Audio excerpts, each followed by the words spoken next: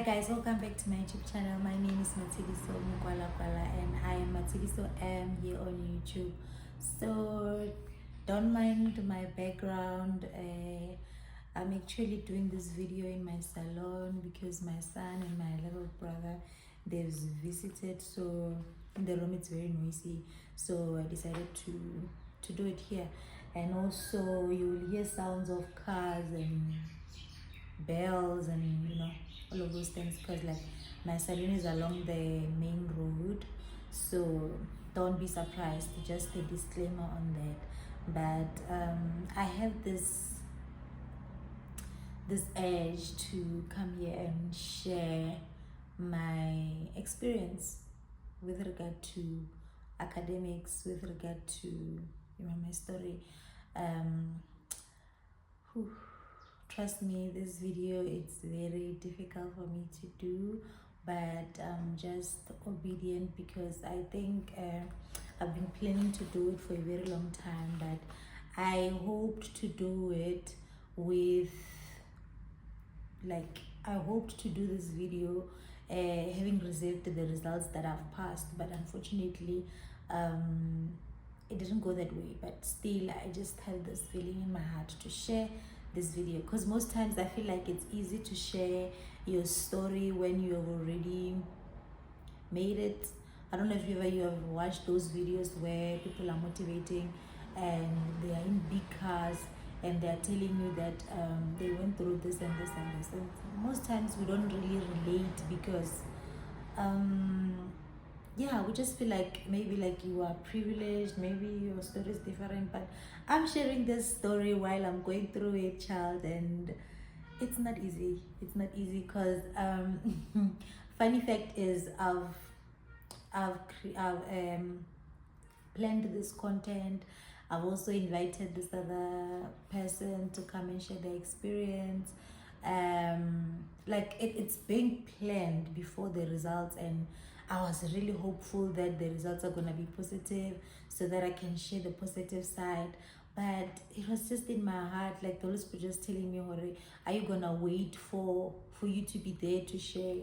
I've said in my previous video that you have to do it, whether it makes sense or not makes sense. You have to do what is calling you, the purpose that is calling you, that thing that is in your heart. You have to pour it out, even when you don't understand. So that's basically what I'm doing. So I really planned on sharing my academic journey, but because the results didn't go my way, I was kind of like discouraged to come and share, but it was just in my heart to come here and share it anyway. So yeah, I'm just gonna share. So 26, I matriculated 2014 and then went to VETS, enrolled for mining engineering. Things didn't go well there. Maybe one day I'll just share that part, my experience with VETS. But for today, that is not the case. I'm not gonna share that part. So 2016, I came to UL, and trust me, I was depressed. I was depressed because it felt like God is taking that one part of me that I thought was gonna be my identity. I'm gonna be called a mining engineer, and life is gonna be good. I'm gonna be driving my dream car and living in my dream house. Cause I feel like another thing is I was in so much guilt. In my matric, I had a child, so after having a child as a teenager, like you just feel that thing, you want to prove to your family that you can do this, to your teachers, to the community and stuff like that. So a lot of my decisions were focused on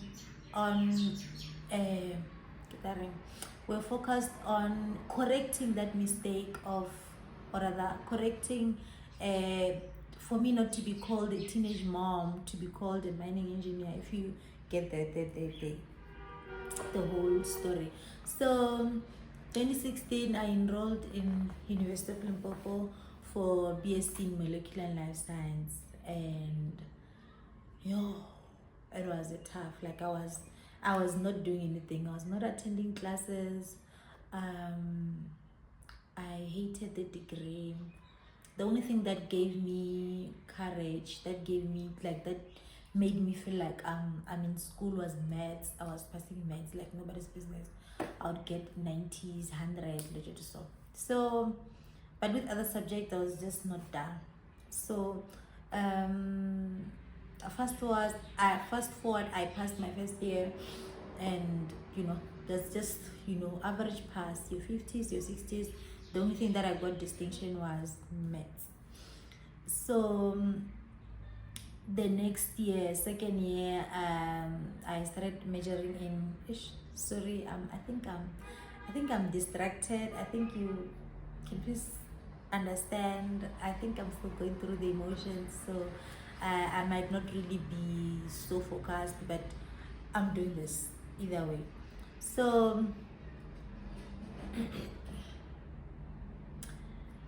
as I was saying, second year came, I took biochemistry, microbiology and physiology as my majors.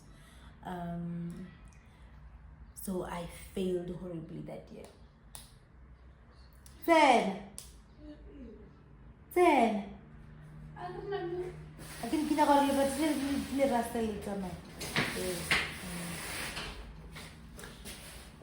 2016, I failed horribly. 2017, my second year, I failed horribly. So, me failing, I lost my sponsor, and things became worse. Like now, things went from from an average to in literally everything, finance, you name it. So, it was hard. It was hard, and I kept on asking myself, for God, why is it that I feel like that one thing that I thought is gonna be my identity, like I'm gonna be this educated black woman and everything, but it's not going that direction. Like, why? What are you teaching me about it? What is it that I should learn from this experience that I'm experiencing? Like I felt like it was too much, and it was hectic. Whew. Okay, breathe. It was hectic. So 2017 failed. 2018 came. I repeated my second year, and I passed my second year. Then it was like I'm failing. After I passed my second year, I am doing my third year. 2018 doing my third year. I then failed my third year. I have to repeat. For me to pass a module, I have to repeat it first. So fast forward 2019. Yeah, 2019. When was the start of COVID-19? The start of COVID-19, I was just enough with school. I then decided to just not do it again. I dropped out, and I can say it was not really intentional, but I was like, yes. Like I couldn't register because of my financial exclusion, and UL they will clear you anyway. But I was not even trying to be cleared. I was not even trying to inquire. I was like, it's whatever. I'm not gonna register. That's it. So 2020 I was not in school. 2021 I was not in school. 2022 I was not in school. So 2023 I decided to come back to school, and I was so desperate for it. I was like, God, I need to finish my degree, because I'm only left with 2 modules. So and things were really, really hard. Like I almost didn't register, if I think very well. Like that is just a testimony on its own. I almost didn't register because of my finances. My fees were not paid. So I prayed.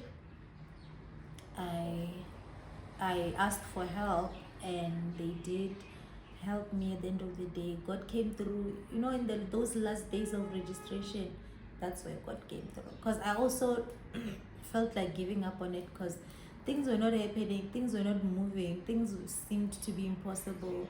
I asked Makum Reiti, those that I know, to help me, but they couldn't do anything about my situation. But you know, on the last hour, God came through, and I managed to register. And I was like, that's it. You know, God came through. I managed to register. It means that, you know, it's happening this year. I'm getting my degree, and then that's it. It's happening. And I started school this year, the second semester. So it was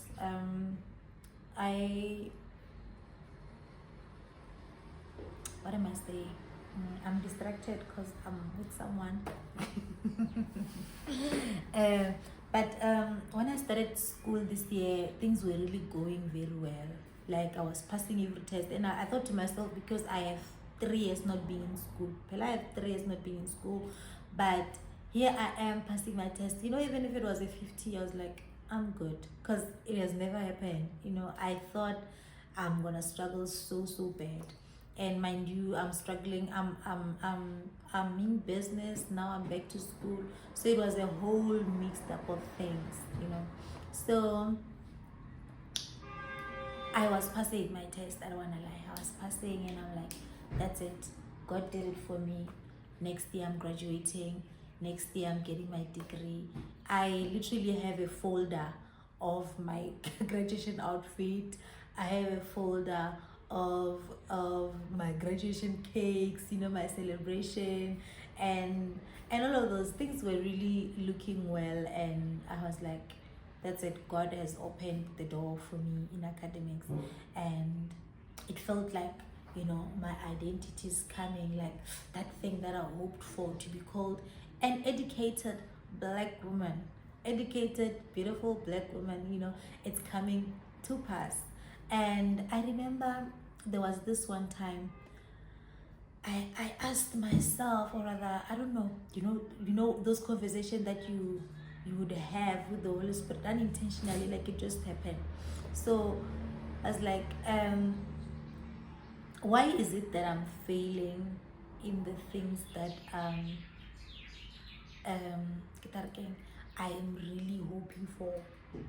For those that don't know, I was in a marriage, so as well that felt like it's part of my identity. That's what I've always wanted. I wanted to be married, to have this beautiful family and everything. But you know, I went into marriage with that hope of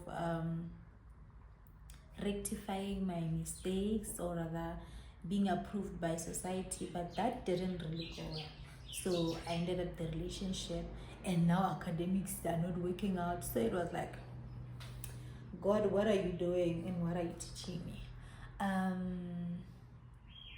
But it was really difficult. So God, to qualify for my exams, and I was ready for my exams. I was preparing for my exams, and things were really going well, and I was really hopeful. So the start of my exams, my first exam, like if I can tell you, it was really a very bad day. Like everything was just going this way. Firstly, I woke up late. I didn't know how. I didn't hear my alarm ring. So I'm waking up late. I woke up around 8 o'clock. No, it was around, no, not 8 o'clock, around past 7, and I have to be on campus by 8. So waking up, I'm preparing. While I'm preparing, I got on WhatsApp, and I got this message from Mamuruti Mama Wolo. Thank you so much, Mama, if you come across this video.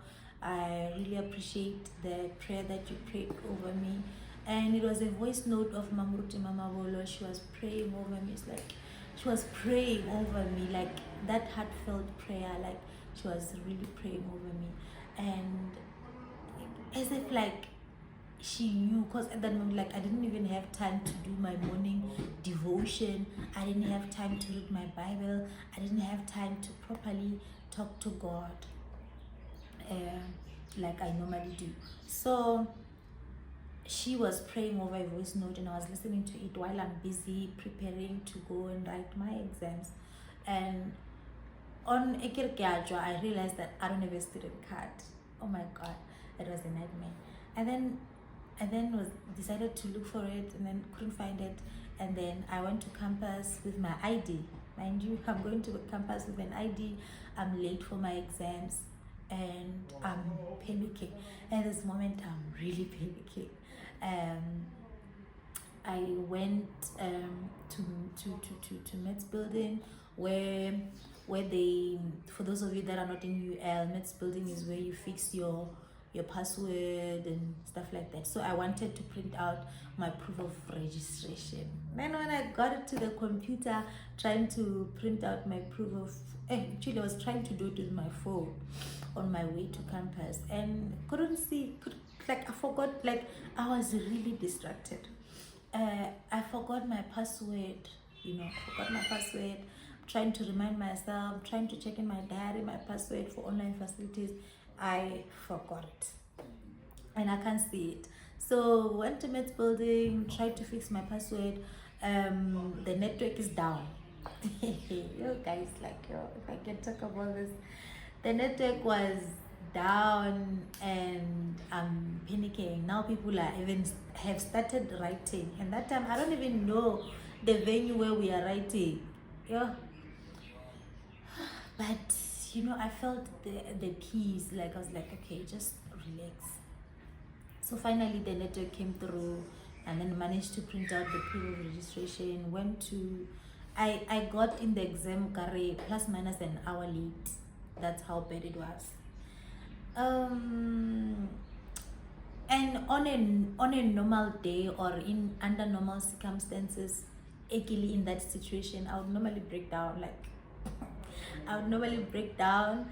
I would normally just give up. Yeah, but that day I was like, okay, let's do this. I'm gonna do it anyway. I then had the courage, and I was also praying my heart, going to the venue. Like it was a fight. And then I got to the venue, I wrote, and it was hell. It was bad. It was really bad, but I wrote anyway. And then, yeah, that was my first exam. My second exam came a day after my first exam. I wrote, and it was also another pandemic, but I was really hopeful. I don't wanna lie, I was really hopeful. Then still I kept the faith. Like that thing, Laura, you didn't write well and you were not even well emotionally, but you believe anyway. Like you believe, and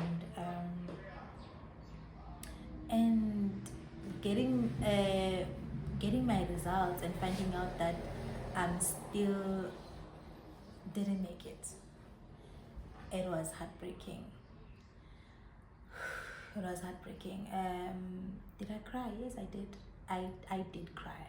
I did cry. I was like, God, I was hopeful. Why would you make me come back to school for me to fail again? For me to go through the same pain again? It was really painful. And how do I feel now? I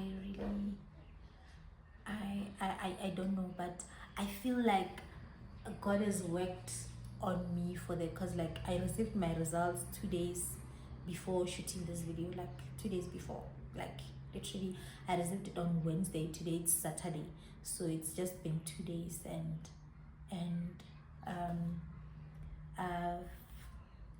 I've gotten a support from my mom, from my mother in faith, Pastor Bonolo Ngalo. She really came through for me, and also my girl Kopano, she really makes it easy for me. We spoke about it, and it was like it was relieving. They supported me, so I'm really grateful to God for having the support and the strength to even come and shoot this video, and hoping already through this video, through my testimony of not so good or not so positive, I hope that someone will have the courage to say hope. May your hope be restored. May you believe again. May you have faith again. Yesterday I attended this other concert, they came, Mate Mamuremi and Cairo, and they were talking about hope restored, and it was like they were just there for me. Um, my hope was restored, literally.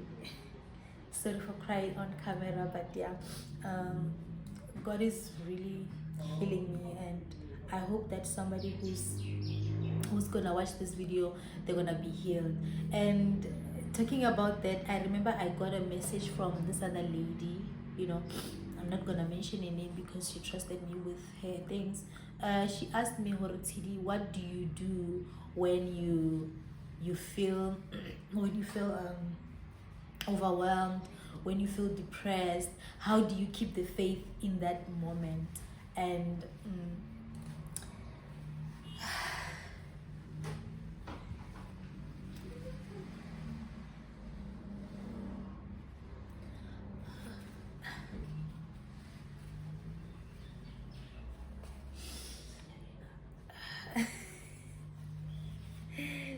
guys, I'm with Kopan right now shooting this video.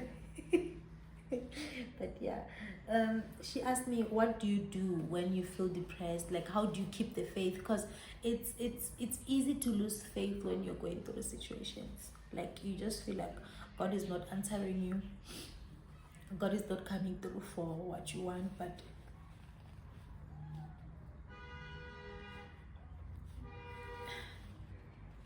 because as much as like I'm crying right now, like I'm crying because a lot of people get discouraged, a lot of people really get depressed, and it's okay to feel sad. It's okay when things that you have planned didn't happen. It's okay to cry. It's okay to not feel well about it. So how I deal with it, answering the lady's question, if she possibly would watch my video, I hope she will watch it. And what I do is I cry. I allow myself to feel the pain. I allow myself to go through the emotions and go to God with the very same emotion. I remember my mother in faith, Pastor Bonolo, she once told me that it's okay to just not be okay, it's okay. So I allow myself to come to God with my questions, with my emotions, with how I feel, and present them to Him. Because what good would it make if ever, because I have a relationship with God. God is my Father. So what good would it be if I'm not open to Him? You know, so I become open to God and tell Him, oh God, this situation hurts. I hope that things would go this way, but as they didn't go that way, I feel hurt, but I still trust that you have better plans for me, because the word of God assures us that He has better plans for us, and all things are working together for our own good. Kopano met how I rest.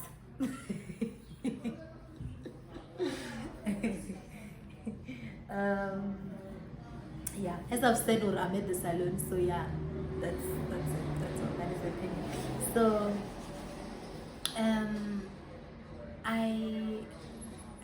as I was saying, I'm still answering the lady's question on how do you do to keep the faith. I become vulnerable with God.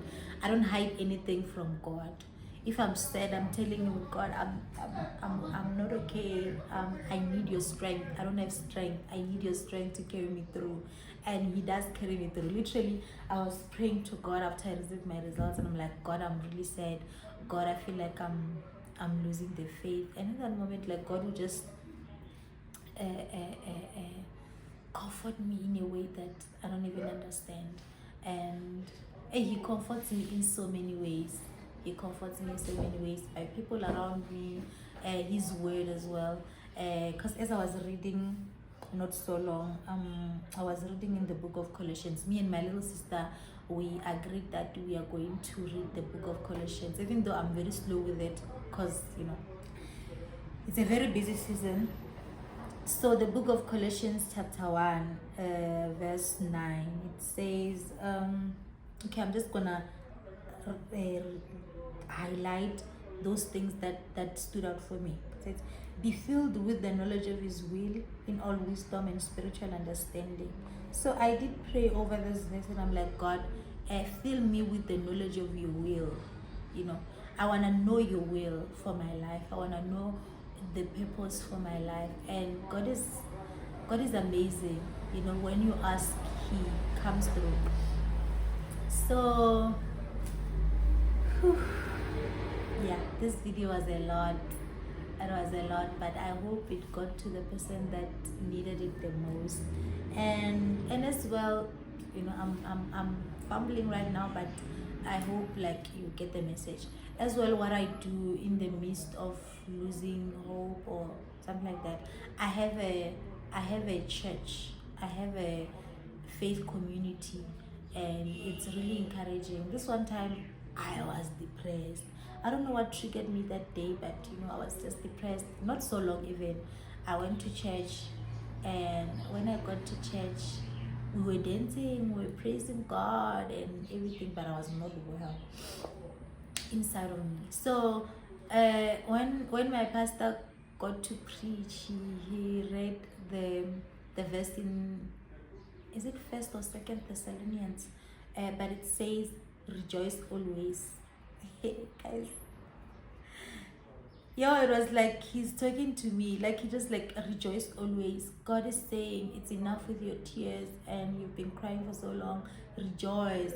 And when I went to read that verse, like it says, rejoice under all circumstances, for that is God's will for you.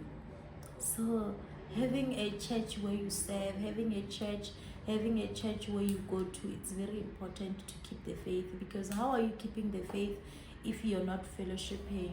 Because as much as we can say they are church heads, church people are judgmental, church people are that and that, it's very important to have a church. And not that I do not experience hurt in church, I do, but I can only imagine what I could be if ever I don't have a church where I serve, where I fellowship. It was gonna be difficult, but I have that, and it's encouraging, and that's how I keep my faith. Because when you're alone, the devil is gonna preach to you and tell you how of a failure you are, how of a disappointment you are, that you are shameful, that you don't even deserve. But when you are around people, when you get God's word, when you fellowship, your faith get restored, your hope get restored. Literally yesterday I was attending a musical festival, a gospel festival, and my hope is restored. And here I am, and I'm sharing my not so good testimony, but I believe that it is looking for my good. So it is good. So it is good, and it is perfect, and at the right time, God shall do it. So I hope whoever needed this video is really encouraged, and thank you so much guys for watching. Thank you for loving my content. Thank you for subscribing, and share with someone who needs it. I think we are all facing so much, especially academics, especially relationships, but I hope my testimony is gonna encourage you to be hopeful even when circumstances are against you. Thank you so much. I love you, and stay blessed. Till next time. Thank you.